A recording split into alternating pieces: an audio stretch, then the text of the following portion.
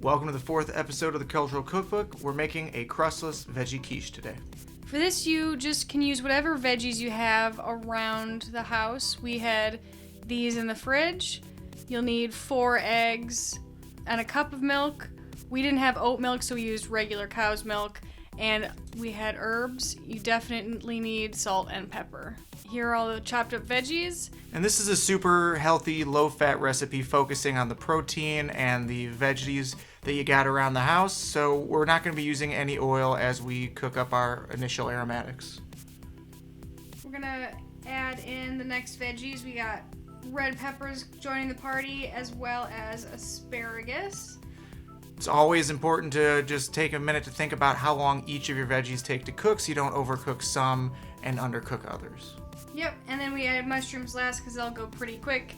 We're just going to saute these up until they start smelling delicious and get a little bit soft. Love the smell of roasting veggies and onions and garlic. We're gonna put those in our baking pan. We used a glass pie plate. We were pretty excited to use this one because it's new to our collection. We don't do too many pies, but it is a little bit bigger than we needed. We probably could use a smaller vessel.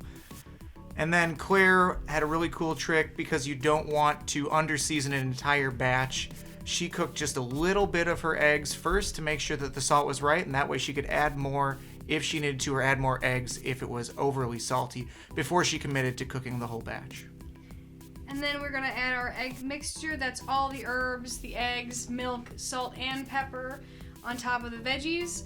Spread that around so you don't have some slices with all of the chives. And then we're gonna put it into a 400 degree oven for about 30 minutes. Super easy, super flexible. Like I said before, you can pretty much use anything you have around the house. Especially as your spring gardens start coming into play here, you'll have a lot of different herbs and things that you can add, or whatever you have left in the fridge from your last grocery trip. I love different ways to do eggs. It was fun to have another savory option in this cooking adventure. I love using all kinds of different veggies, and depending on the season, this could be a very different quiche. In the fall, it could have broccoli and potatoes.